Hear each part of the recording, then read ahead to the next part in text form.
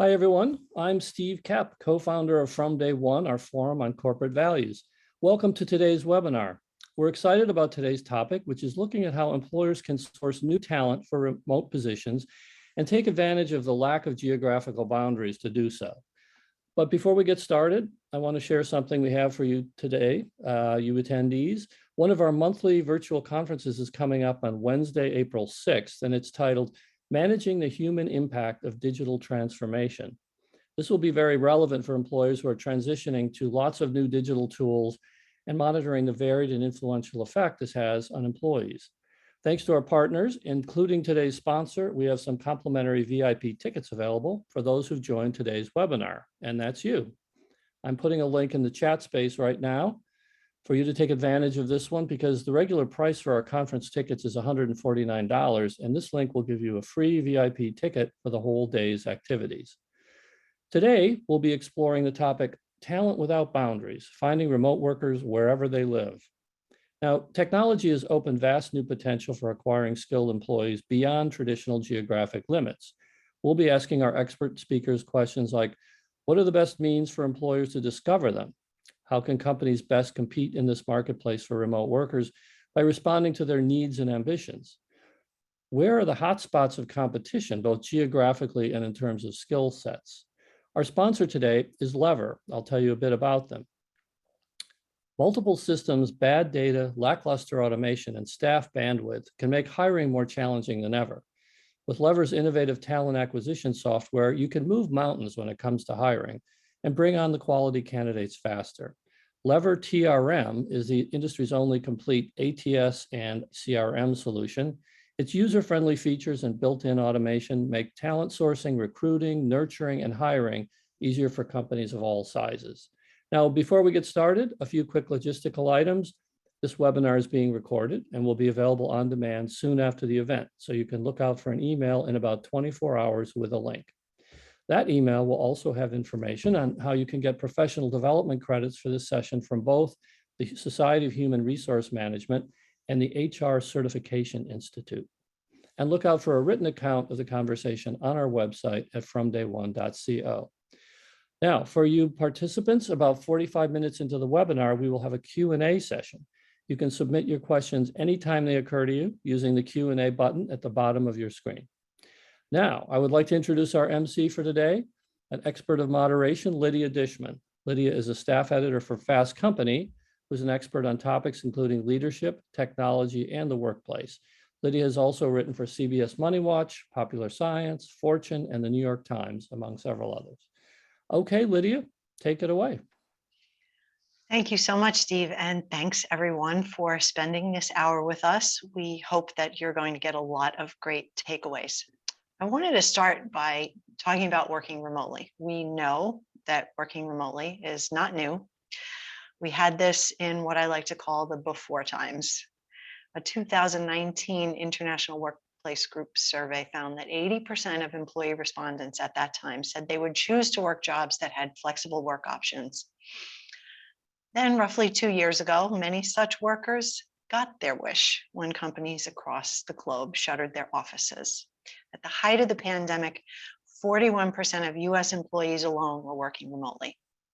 Last year, that number had fallen to 26.7%, but estimates suggest that there are going to be as many as 36.2 million American employees working remotely by 2025. So the shift to remote and now hybrid work isn't without challenges, but 40% of workers still believe that they are more productive working from home, and certainly their output and attendant burnout would suggest that they are correct. And a full 16% of US companies are fully remote. So if workers demand it, and we know that we could do it, there's really no reason not to let people work from wherever they are. And we know that removing geographic constraints opens up the talent pipeline to allow candidates who don't live anywhere near an organization's headquarters to become part of their team. So how do we continue to make this happen? And more importantly, how do we not only attract but retain talented workers who may never set foot inside the office after they get the job? Here to discuss are a group of professionals from a variety of industries, and they're going to share their insights and best practices. I'm going to ask them to introduce themselves, tell us a little bit about what they do and the workforce at their company. Let us know if they're working remotely, going hybrid, or everybody's back on site. Stacy, why don't we start with you? Okay, hi everyone. I am Stacy Penright. I know it says Anastasia, but in my family we really rock nicknames, so I go by Stacy. Nice. And I'm a diversity recruiting strategist here at American Family Insurance. So that's just really a fancy way of saying I create strategy to bring in diverse talent to the organization. Now, I've been here for close to a year and a half, and I did similar work at my previous organization for 13 years with various roles in that company. Now, our company, it is an enterprise and it consists of a family of companies. So those who are not in the Midwest or further west probably didn't hear or have never heard of American Family Insurance, but you may have heard from some of our operating companies. We work with Main Street America, Homesite Insurance, which is in Boston, The General, I'm pretty sure a lot of you have seen those commercials, and Connect, powered by Main Street America, and then also Bold Penguin. So nice family of companies. Now, Lydia, to go into your question, we are majority remote. We have some okay. opportunities within the bigger enterprise that have more of a hybrid approach, but the majority of our roles are still remote and will remain remote. Fascinating. And we just bumped over our 2-year anniversary, so the staying remote is staying remote. Yeah. Bill, how about you? Go next. Good afternoon, everybody. My name is Bill McCaffrey. I work for NBCUniversal. Just to give you a quick update as to what we do, as many already are aware, we are a media and entertainment company. Our umbrella is under Comcast. So Comcast Communications is a very large telecommunications company. NBC sits underneath that. What I do here at NBC is I manage our operations and technology function for talent acquisition. So we are always looking for opportunities to find individuals to come join our workforce. Any of our roles can really differ because we are centralized. So we have some groups that support Telemundo, the stations, the news channels, but we also support all of our technology needs across the board. So we have our distribution, our cybersecurity groups. We're a very large, all-encompassing group. In regards to remote ability, we've really spent the last 2 years looking at our workforce and who really needs to be on site. So I'd say we're a hybrid company. There's a lot of opportunities where you can work remotely, but there's some roles where if you're a grip handler on lots and they're filming a television show, you got to be there. So for us, it's really a mixed bag, but we're evaluating. We've made a choice within talent acquisition. I'm hybrid, so I report into our 30 Rock location in New York City. Anyone on my team who is a recruiter, they are remote. They can come in as they like or if they wish to, but ultimately they are a full-time remote employee. And that is something that we put the stake in the ground with a lot of our roles where if you can work from home and get the job done, we encourage that. Fascinating. Although I do miss coming into 30 Rock. It is a nice perk of a job. There's not many locations where someone gets to work where it's actually a historic location. So I'm blessed Absolutely. from that front. It's really, Yeah. really cool. Yeah. You sure are. Well, as I said offline before, many moons ago, I was at 30 Rock and my boss's window looked out over the ice skating rink. So that was fun in the wintertime. Very Anyway, nice. Very nice. Little fact. Lauren, how about you go next? Hi, everyone. My name is Lauren Jania, and I'm Director of Talent Acquisition here at Publicis Media. We're part of the Publicis Group advertising holding company. Within Publicis Media, we have a handful of different media advertising agencies, Zenith, Performix, Spark Foundry, to name a few. And roles my team primarily work to fill are within the media planning and buying space, as well as just ad tech, product, engineering, you name it. My team does work to support a variety of our agencies. Right now, so I have been with Publicis for 7 years, and remote for 5. So in pre-pandemic, remote. And the evolution of remote workforce has definitely been interesting throughout the pandemic. At any rate, we are primarily still all remote. We are starting hybrid return to work at least 1 day a week for our local team members beginning next week, actually. So a lot of mixed feedback, mixed reviews. Some very excited, some a bit apprehensive, but of course, it's very interesting. So I'm sure we were so reluctant to stay at home in the beginning. Nobody really could figure out like how it was all going to get done. And now everyone's digging their heels in and saying, what? right, exactly. Amy, last but not least. Thank you, Lydia, and hi, everyone. My name is Amy Butchko, and I'm with SAIC. I've been here since 2013, and we are a government contractor and a technology integrator with about 26,000 employees. I'm a director here, and my team is accountable for the talent attraction strategy for the whole enterprise. At any given time, and I checked today, so right now, we have around 2,000 positions open, and 473 of them are listed with remote options, which is a pretty good distribution for how our whole enterprise kind of falls right now. Okay. So thanks for having me. Don't go away yet, because I'm going to ask this question of everyone, but we'll start with you and then we'll go back around the other way. So how has this impacted your strategy over the past year, since you do have that many jobs open, yet only a portion of them are remote? Yeah, so it's probably worth noting that as a government contractor, a lot of times we follow whatever the government site is doing, and we have jobs in all 50 states and about a dozen locations outside of the continental U.S. right now.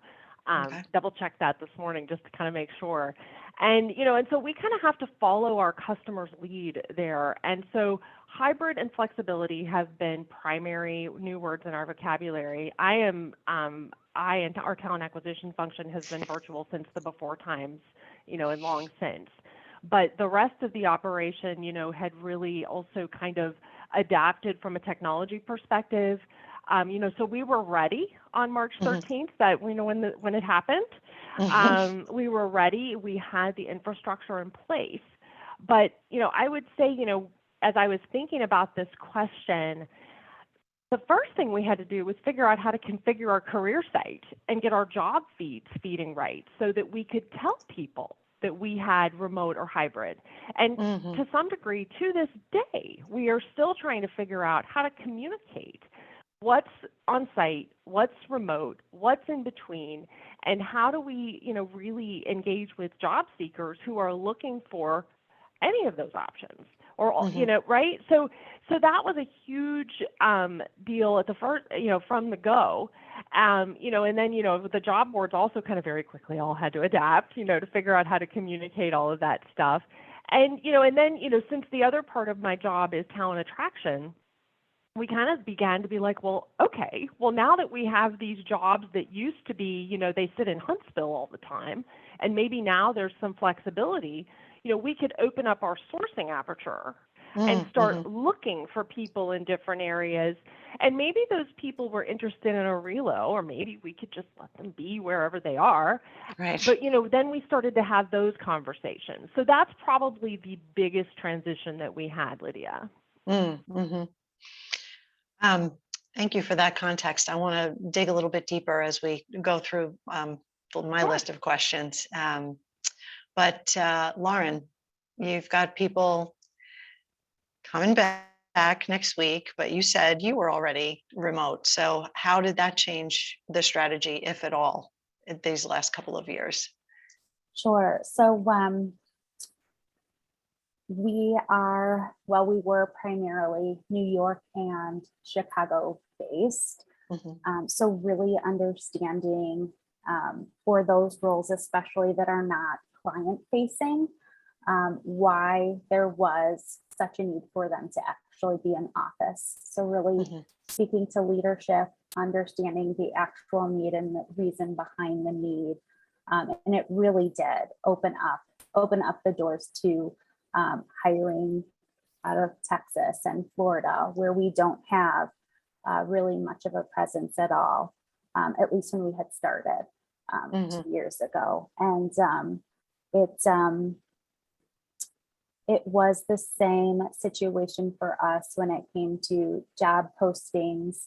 How do we make sure that the job posting is, open to all locations, just making sure we're following, the correct guidelines for posting and such.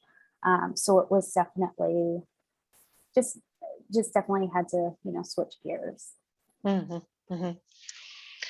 Bill, you were talking about rethinking where roles should and could be. So what other pieces of that changed?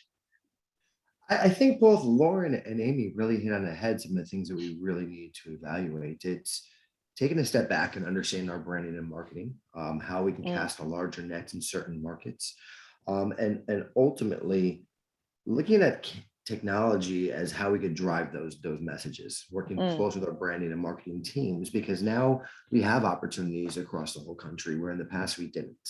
But with that said, it differs because every state is different. Lauren hit it right there on the head. How you promote roles in Colorado differ drastically from California, from Connecticut.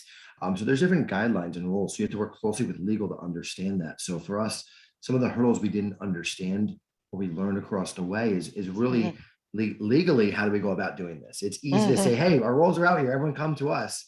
But then there's different messaging you have to have, and different states have different bylaws. So that's, I think, some of the hurdles that we've learned in the last few years. But I think it's something that's necessary. There's a silver lining there, because now we're in the means to find the right talent where they are, opposed to having very small markets that we're trying to pull and go against the same companies in the same market for the same talents. Now we're able to expand those searches. So it's exciting. It's been a great opportunity, but a lot of road bumps I would not have anticipated prior. A lot of road bumps that a lot of people didn't anticipate. I hate to say unprecedented, but here we are again.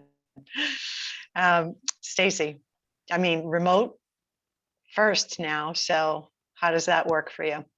Oh yeah. So it felt like it hit as this, I don't want to even say a perfect storm, like this just this unfortunate coincidences or conveniences that came together, because our company was really looking at better ways for work-life balance anyway, pre-pandemic. So that was always the conversation. And I think how Lauren mentioned what roles where you needed to be in the office and what was the need, whether it was risk. We're an insurance company, whether it's licensing for that particular state, so getting, that particular area, but then also still looking at, did they actually need to be in the office or available for remote just in that state?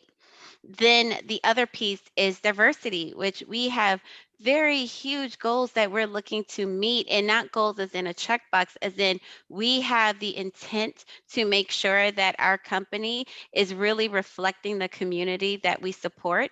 And that was pre-pandemic. And that was a challenge when we put ourselves in this box based on geographic location. So now us being able to say, we were working our way there, and then all of a sudden the pandemic, it was like, now you have to quickly. So it sped up as it was already a priority, but with the mandates going out, it made it number one priority of how we will do this quickly, not just going into the intent of we want to do this, which was, again, I guess, that perfect storm of everything coming together. And we've seen better success. It also has changed the way we sell the opportunity. That's what we do. We sell jobs. We sell, Bill mentioned, you got competitors everywhere. You can do this job at another company. But what is that unique thing that makes our company special? And we are selling that, this culture. We have this way of, we truly want it to be okay that your kid comes in the middle of a call, if your dog is barking. I probably hear that 20 times a day. Sorry, guys, it's my dog. Probably in 2020, it was more of like, I got to go on mute, kind of embarrassed. 21, we were just like, okay, you guys, you get it. 22, we're like, shut up, dog. And we're still going and we don't stop. Or maybe you don't even acknowledge. We don't even acknowledge. So imagine that as a recruiter that is now doing a screen with a potential candidate or a candidate at this point, and they're seeing this from the recruiter, the humanized part. You are living life and working. That's what we're able to now showcase and sell now. So our strategy was there, but was accelerated with the pandemic.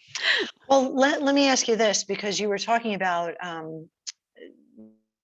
diversity, certainly. And I'm wondering if you had any metrics before that you accelerated as well in terms of who you hired and how you got people from diverse backgrounds or maybe underrepresented groups and non-traditional candidates. Absolutely. I mean, the biggest hurdle for us was always the geographic location. We are headquartered in the Midwest. We have a huge presence in the Midwest, and there in certain parts of the Midwest is not just a lot of diversity, especially when it comes to an insurance company, which is historically a white male type industry. And so then now to be able to broaden it out where we don't have that restriction of geographic location, but we now can start educating in these other areas, like let's introduce this industry that usually wasn't really something anyone would get excited about. No one, you don't grow up saying, I'm going to work for an insurance company. So we were able to really do some additional branding, education, and that's what we're still working on. So we don't have it fixed yet in now these different areas. And we do have metrics to show, like metrics that a diverse workforce can make you more agile, bring more creativity, bring more retention, and really, again, go into just the cohesiveness of your team, which helps with retention as well. So there are stats to show this. We were just limited on trying to pull and find a small amount of diverse people or groups in areas that it's just not there. Yeah. So now it's a lot more open for us. Got it. Bill, you have the, I guess, opposite problem, being in a company that has very big name recognition. Did you have diversity metrics in place, or were you using different tools to source candidates that were outside of the traditional? We do have diversity in metrics. I think it's skewed a little different than maybe some smaller companies because we are such a large organization.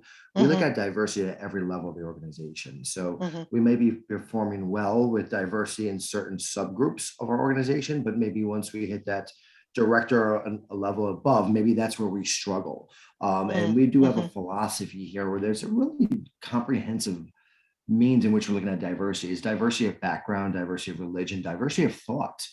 We like people coming from different organizations. So there's a really large thought behind it. And we really look at that and we skew all of our roles at certain levels. They're predetermined to know that this is a diversity role that we're looking for X background, females. And that doesn't mean we have to hire a female. That means that we want to make sure we have a slate of females that we can put in front of our hiring managers, that we can attract the right talents. So it really depends upon geographically and also where that role sits in the organization. But it's something that's growing. We're continuing to learn from it. We have a lot of partners, third-party partners that we work with, veteran organizations. So we're always looking at different means to partner, grow, and expand our diversity across our entire platform. But there's room for opportunity there. We're not there yet. And there's certain pockets where we could celebrate and other pockets we really need to look at and evaluate how succession plans work into those roles and where our diversity population sits. And if not, how can we target populations that we're lacking to make sure that representation is there across all of NBC?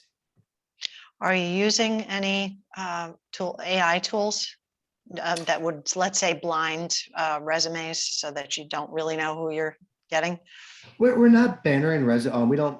We use non-biased best practices. We don't use anything that's bannering resumes or scraping resumes. So we do not see the background. That is not something that we do. From a AI perspective, we're always looking at tools to best represent us. We partner with organizations like Hiring Our Heroes, Recruit Military on the veterans point. Software engineers. We work closely with SWE, historical NSBE, National Society of Black Engineers. So we're always looking Mhm. at different partnerships that bring diversity Okay. to us, but we don't have any AI tools in place right now. With that Mhm. said, we do use Brass Ring, which is an ATS. It's being sunset. We have a brand new ATS that is rolling out in June. And I hear there's a lot of functionality that may address that question right there, but at this moment, we're not. Okay.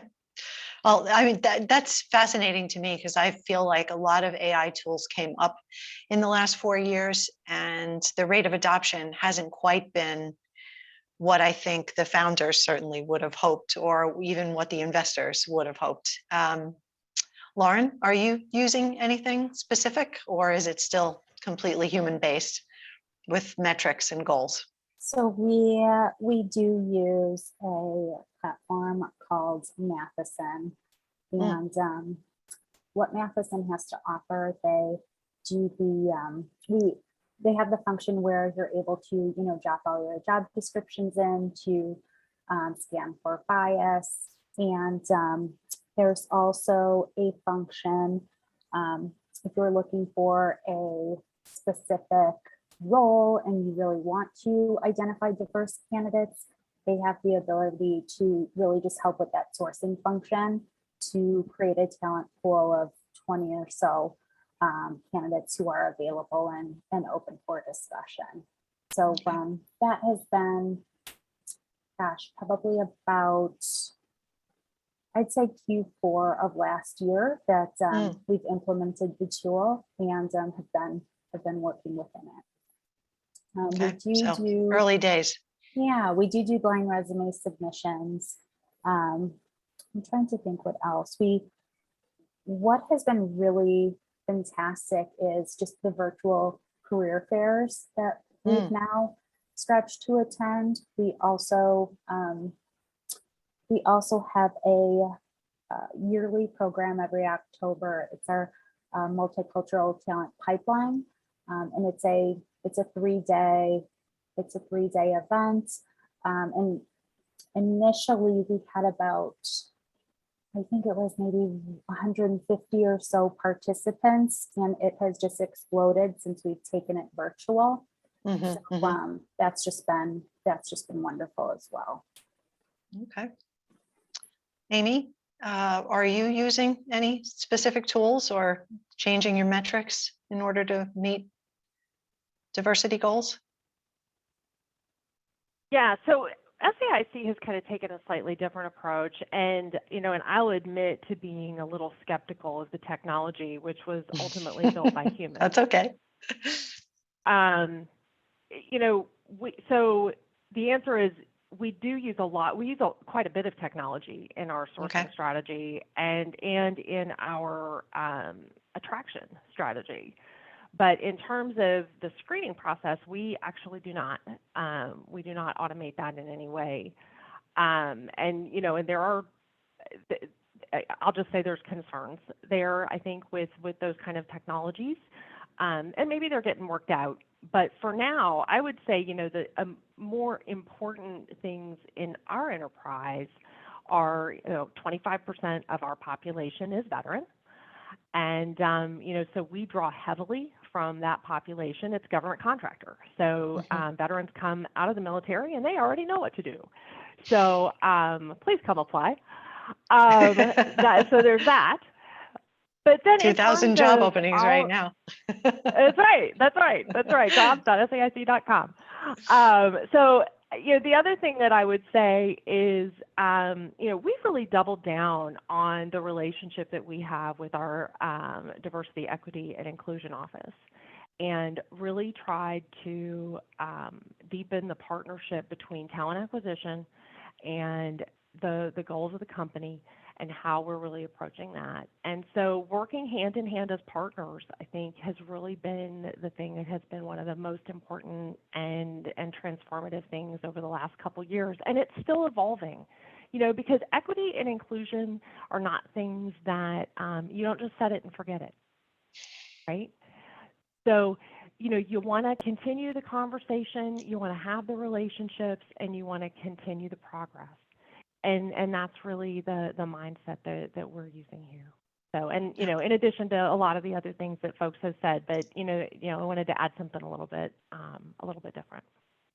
Yeah, no, I think that's really important, and certainly in all the years that I've covered DEI, I am hard pressed to think of a single company who is just right at the pinnacle and they've just got the total diverse workforce and everything's just humming along.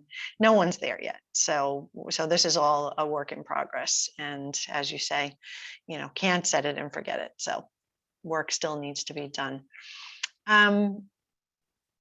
Here's an interesting question that is rather polarizing among leaders of companies: compensation.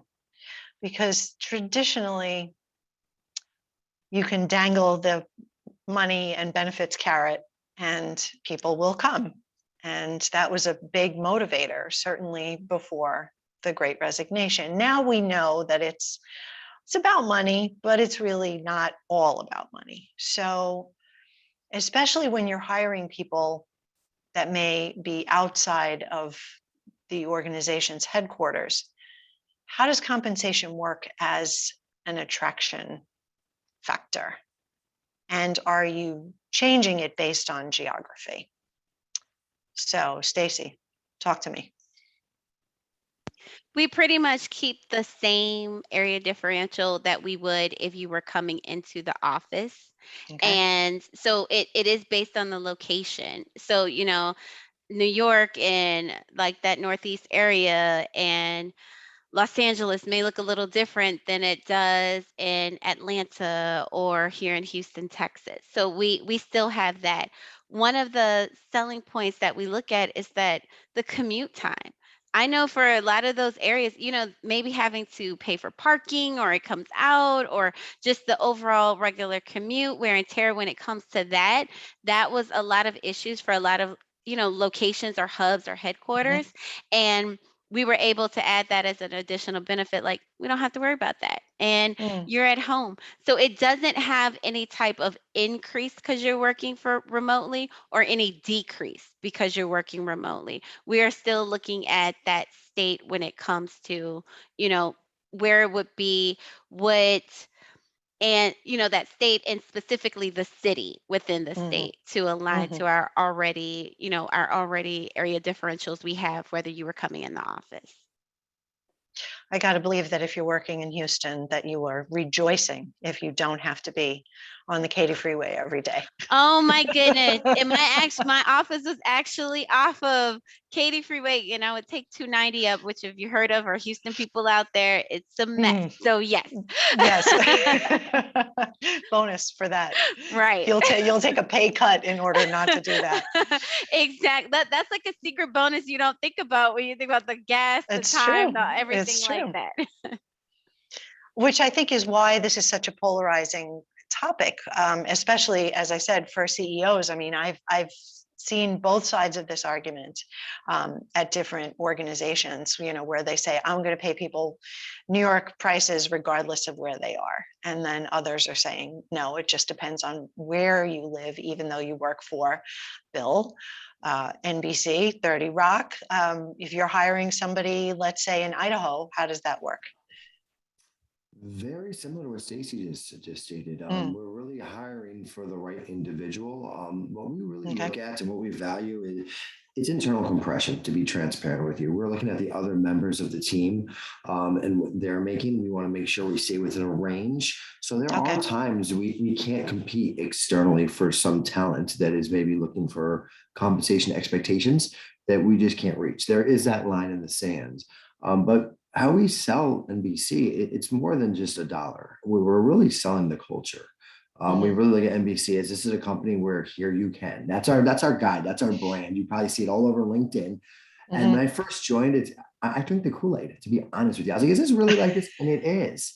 Here you can be yourself. You can grow. You can develop. You can do whatever you want. And there's free will to go from one organization, say, this isn't the right fit. I want to go work over here. And internal mobility is big. We have numerous awards for biggest companies to work for, best workplaces for women, best workplaces for families, best companies to work for.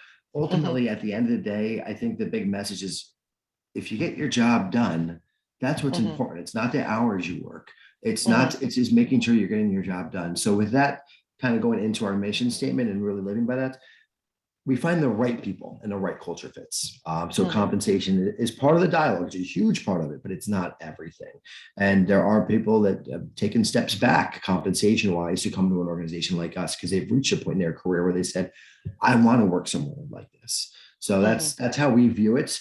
But it's still a competitive market and it's on a one-off basis. And there's still instances where we go to bat for individuals and we really look at each individual independently. But that's our overall view as to how we're looking at the compensation discussion in this candidate-driven market right now. Got it. Lauren, similar there or different or? Very similar to what Bill stated. It's such a candidate-driven market.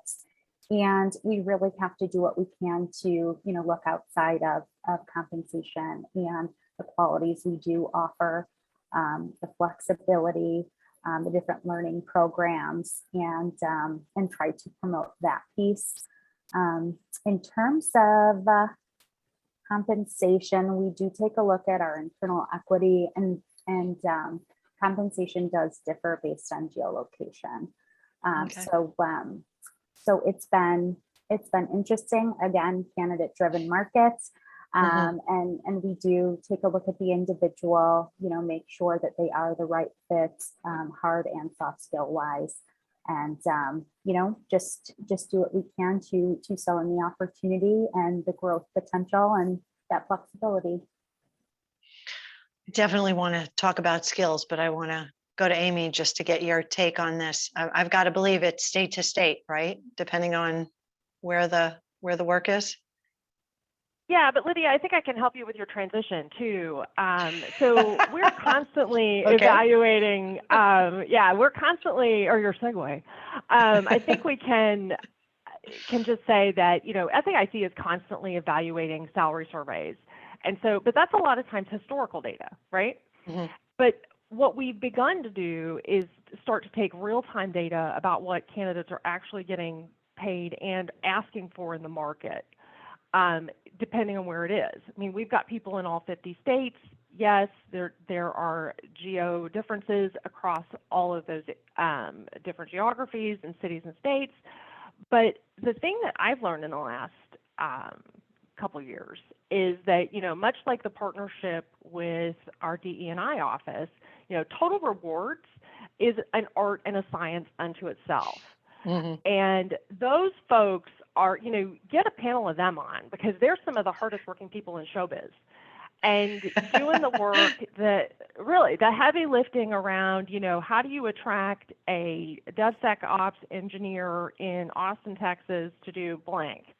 And, that's and we're looking for like literally sometimes rocket scientists. So, being able to understand what those differentials are is super important. And it all falls under the umbrella of total rewards. Well, my transition segue was going to be to how the interview process changed. You've attracted people from everywhere. How do you talk to them now? Is it all virtual? Are you hybriding the interview process? Or is it you have to show up in person so you can shake the person's hand? Does anybody do that anymore? So go ahead, Amy, help me with this. Okay.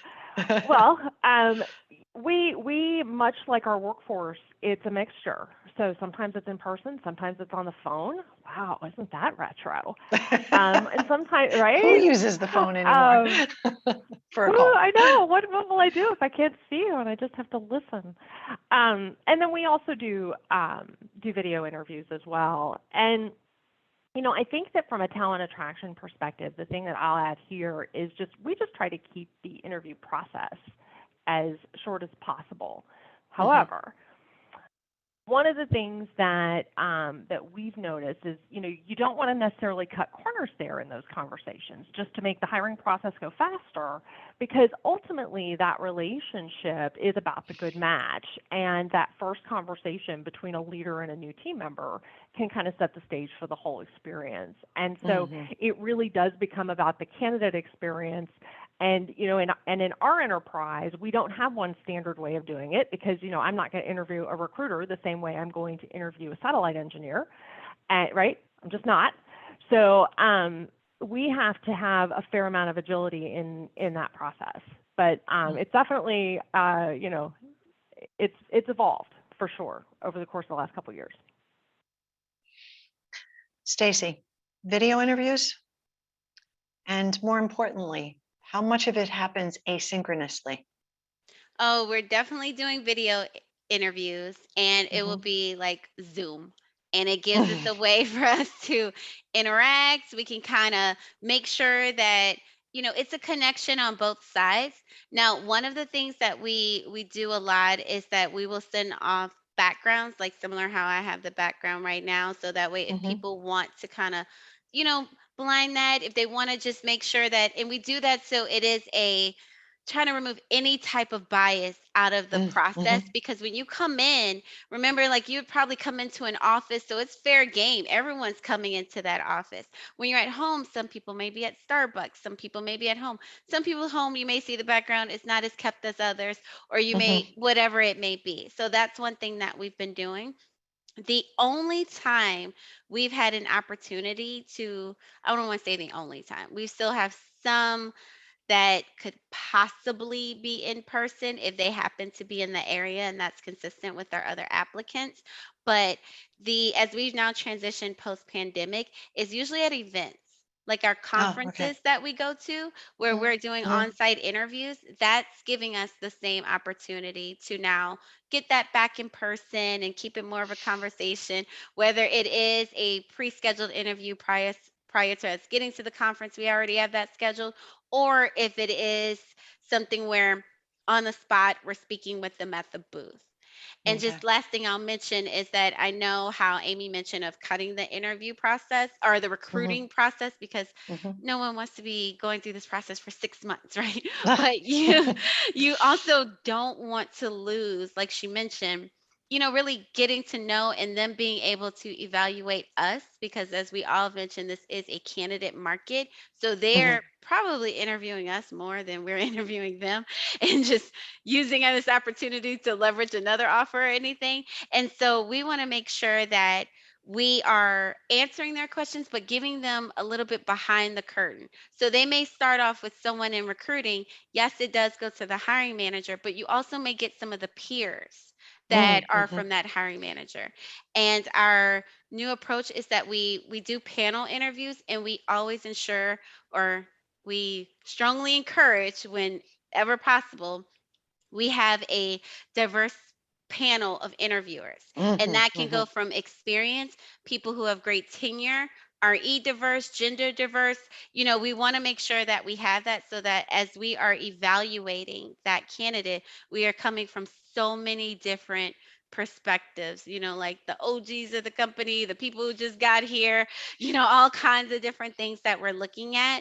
And so that really has been helping us. But again, we're not trying to add more, but we're also trying to make sure they truly see the culture of this company, the type of people actually doing the work, and they can make an informed decision if this is the company for them. And I'll be quiet, Bill. I know you went off. No. Wait, before you go though, all of these are happening like live at the same time.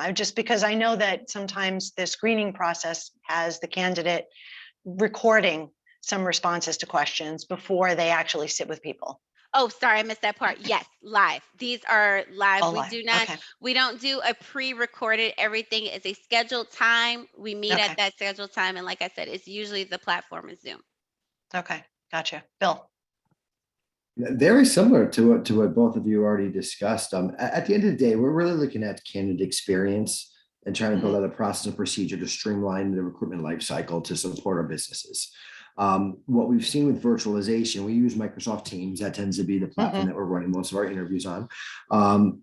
we've seen a big shift with the amount of interviews, which is eye-opening to us. Because historically, you bring someone on site, they screen with the recruiter, they meet the hiring manager for a phone call or a video call, come on site, and you can meet 4 or 5 people that day. Process is done. Now you're still meeting those same people, but everyone's working virtual and everyone's busy. Everyone has different calendars.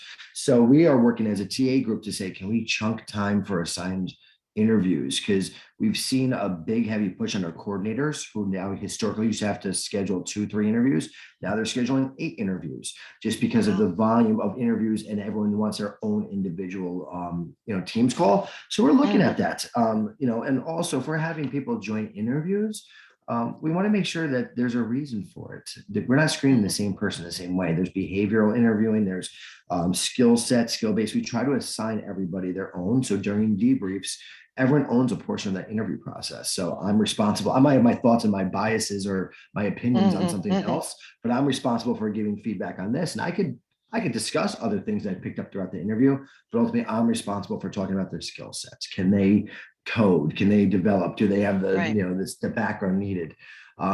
Ultimately, doing that in a virtual environment has been something that we've learned to proceed with and move forward with. We are getting to a point where we're starting to bring people back on site. Haven't done it yet, but it's going to happen shortly. Like our office just opened last week. So I think with that, naturally, as things open up, we'll start doing that again, which I'm excited about personally. I think there's a great silver lining to virtualization, and it helps to expedite things, and there are opportunities.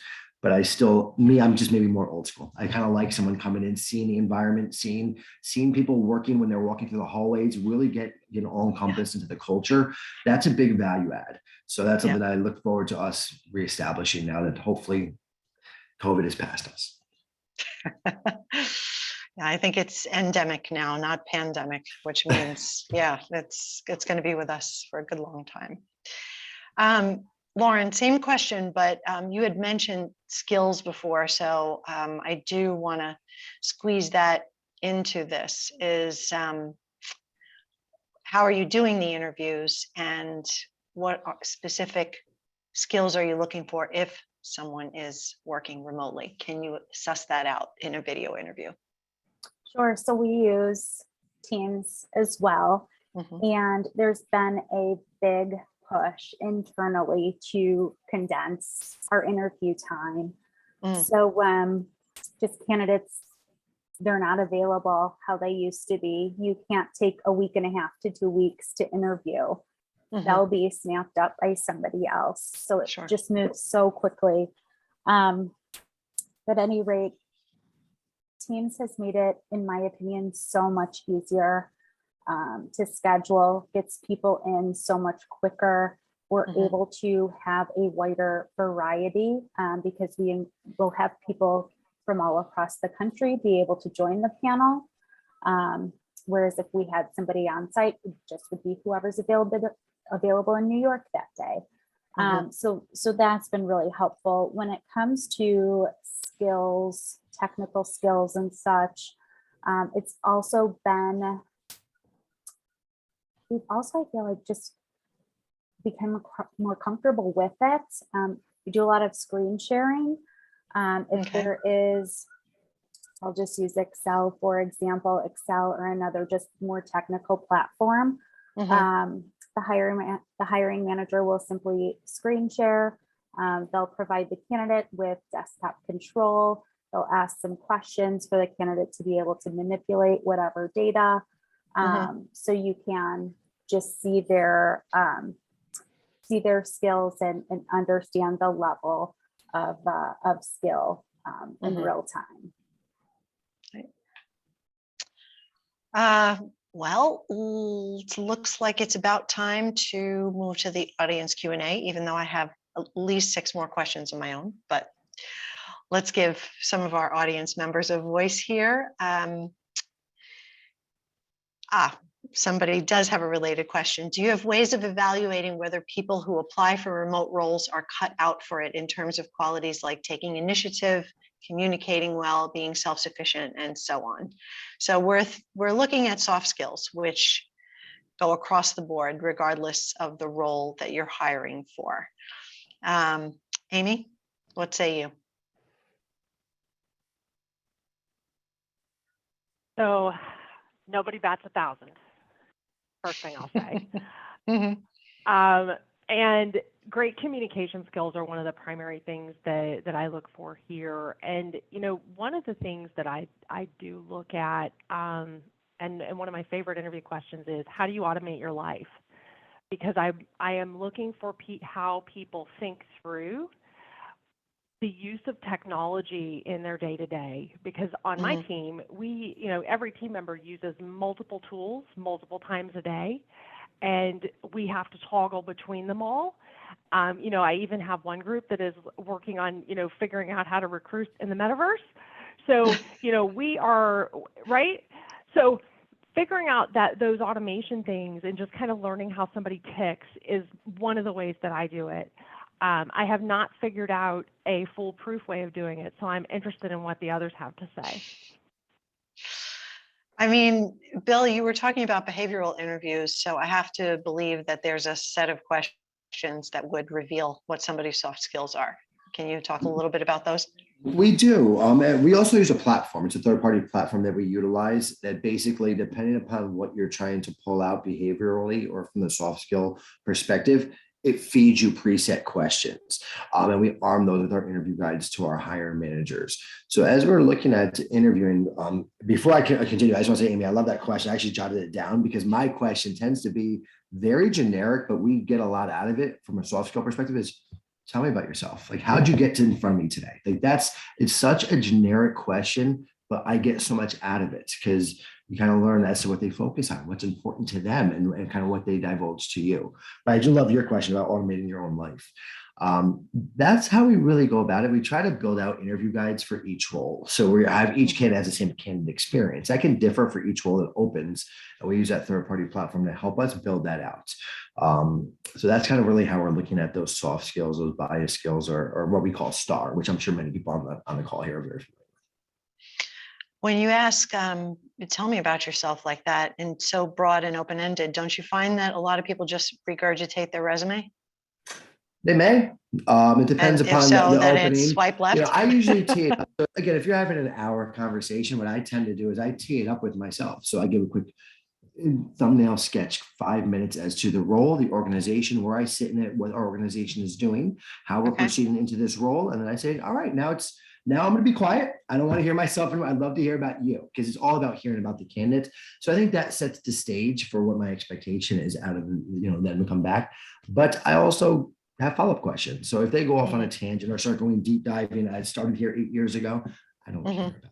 I'll stop them and say, actually, I want to focus on this and help steer them. But it's really the soft skills as to can they pick up the dialogue and what we're going to have a conversation about, which is at the end of the day, the role they apply to and how their skill sets, align to that.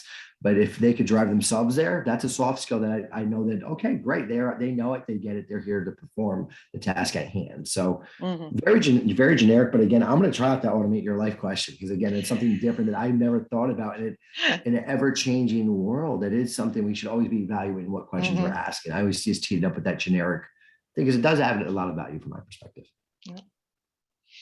Every day is a school day. So always something to be gained, even if you're the expert on the expert panel. So, so here's another question. How do you employ fully remote workers that are in a different state than the hiring office, given individual state tax laws? This is probably going to vary from organization to organization. So Lauren, do you have thoughts on this? How are you working it there? Sure. So it's one of the things that our recruiters ask. So where will your quote unquote home office be? What state will you be located out of? So we have the candidate's home office, and then we tie them to a Publicis office. And that's where all of their IT equipment and things like that come from. But really partnering with HR to identify that on the front end so they're sent the correct new hire paperwork is key. So just being open and asking up front doesn't seem to be an issue. Stacy, are they remote workers tied to the closest office? Are they tied to HQ, wherever state that is in, or? Where they're tied to their, similar to Lauren, with their home offices, which could be their actual address where they would receive shipments from.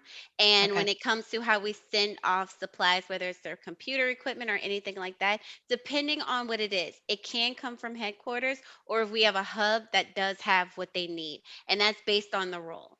Like Hmm. I need 2 monitors and my Microsoft Surface, where Hmm. someone else may just need a Surface, or they have just a regular laptop or anything like that. It might be able to come from a different hub. So it's based on that. Of course, we look at shipping from based on where you are to see what's closer, where we have it, and things like that. Hmm. And when it comes to like the tax laws, things like that, even employment laws or benefits or things like that, on how we do payments or how you get paid and different things like that, that is Hmm. addressed with legal. So that way, when it comes to offer letters, we do adhere to whatever that state specific law is.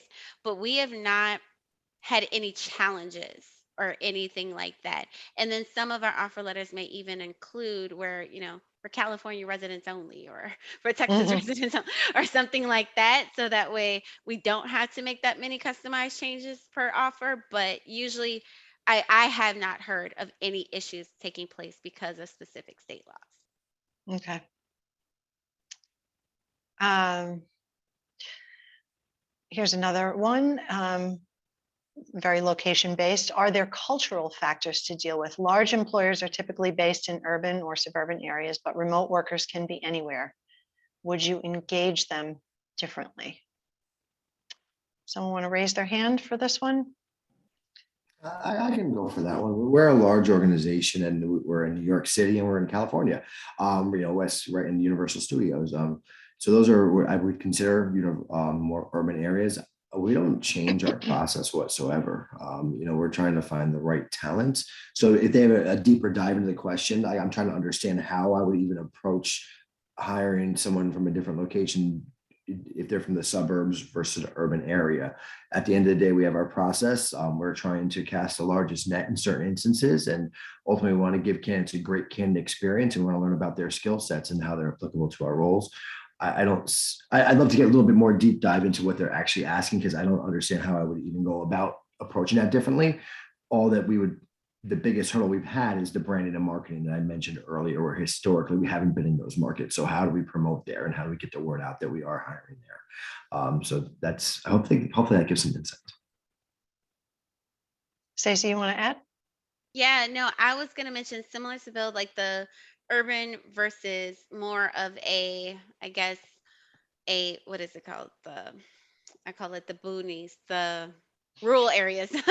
And so we don't have too much of an issue. Like here in the Midwest, we have a lot of people who work in our commercial farm ranch. They are, like miles or a couple miles away from huge farmland area, and Mhm. that's where they work. And we have people who are in metro cities, hop from New York over to Madison, Wisconsin, or myself in Houston. And we don't look at it any differently when it comes to recruiting, but I can tell you we do consider it based on how we're looking for rewarding. So some Mm. people may find, just the smallest things where I don't get that because I'm not in a big city, as a great, nice gift or incentive or anything like that, where, us maybe in a metro city, like we got a million of those, or, usually maybe Mhm. food or trinkets or something like that.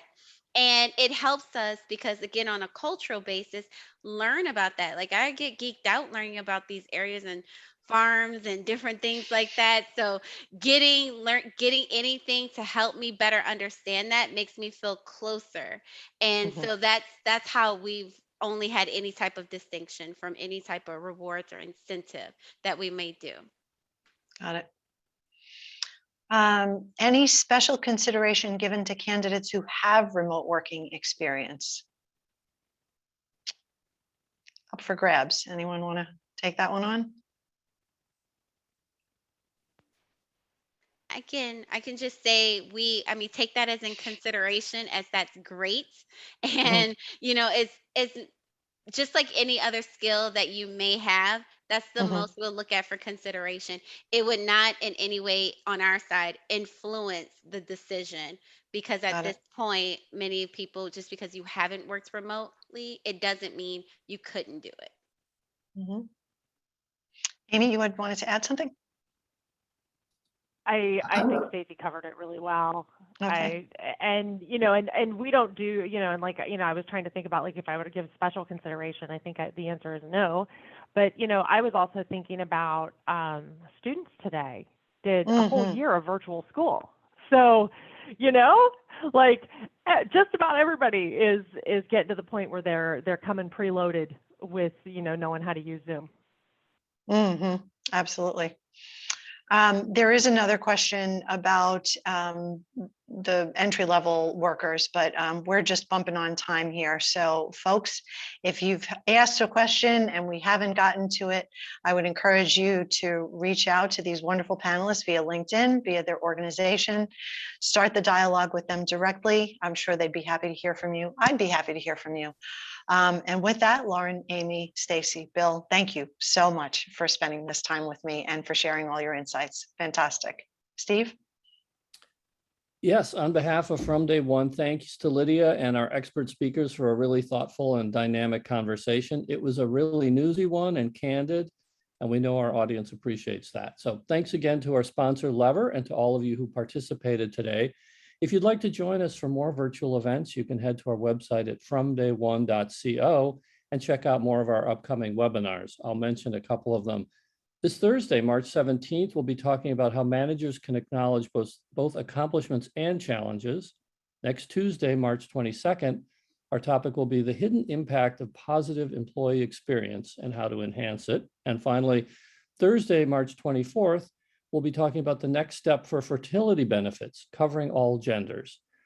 Thank you all very much and stay well.